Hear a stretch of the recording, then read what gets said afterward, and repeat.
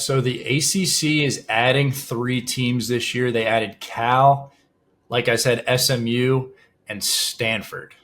Interesting to see a lot of uh, West Coast teams and the I think the getting used to going to a lot of like East Coast games, a lot of travel. I know that has a lot of impact on games. It's not really mentioned much, but it is a factor definitely for teams traveling that far. I think is a big um, adjustment for a lot of those teams. I know some people are calling the ACC the All Coast Conference now. It's not the Atlantic Coast Conference Literally, because we got some West Coast teams in there now, Cal and Stanford. yeah. But definitely like the travel for a lot. I mean, we'll talk about the Big Ten as well for travel implications. But like if you take a look at Cal and Stanford, their schedule, like they're playing at home and then they're playing a conference game away 4 hours across the United States the next week, and then they're going back after that game. So it's going to be interesting to see how they hold up with the travel. Like you said, the Big Ten is adding the USC, UCLA, Oregon, and Washington group to the bunch.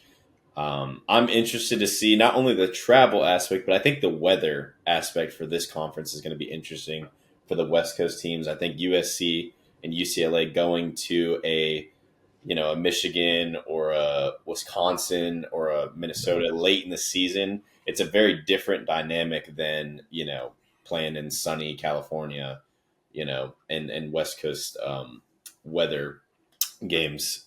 Very different look for them. Very interested. I think that's probably the most interested conference I'm in with changes. I think that just made that conference a little bit closer to like the SEC in my opinion, with talent and everything. So I'm really interested in the Big Ten and how it all pans out for them. And then moving on to the Big 12. So the Big 12 lost 2 teams. They lost Oklahoma and Texas. Yep.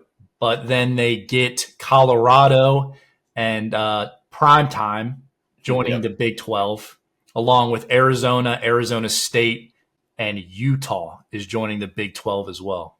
Yeah, I think this is going to be like a closer to like the Pac-12 type of vibe where it's going to be a lot of offense, not a lot of defense, a lot of scoring, a lot of overs we're going to take this year. I think this is probably like the least, intriguing conference to talk about with the changes.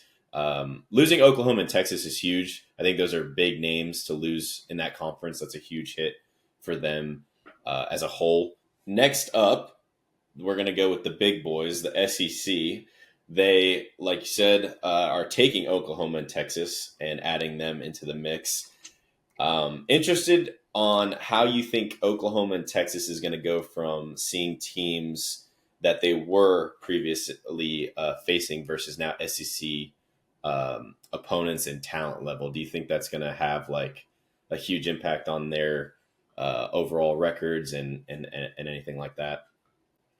I mean, it's definitely going to be a challenge. I think Oklahoma and Texas are probably the most prepared teams out of the Big 12. If I had to choose 2, like Oklahoma and Texas to go to the SEC, like they're probably the 2 teams that can handle themselves the best in the SEC. I think the biggest takeaway just overall is like the travel, just like seeing how that's going to impact teams from the West Coast, but also teams like that were in the Big Ten and the ACC. Now they have to travel to like California to play and then travel back to the East Coast the next week. So it's big for both teams that are like being added, but also teams that are already in the conference.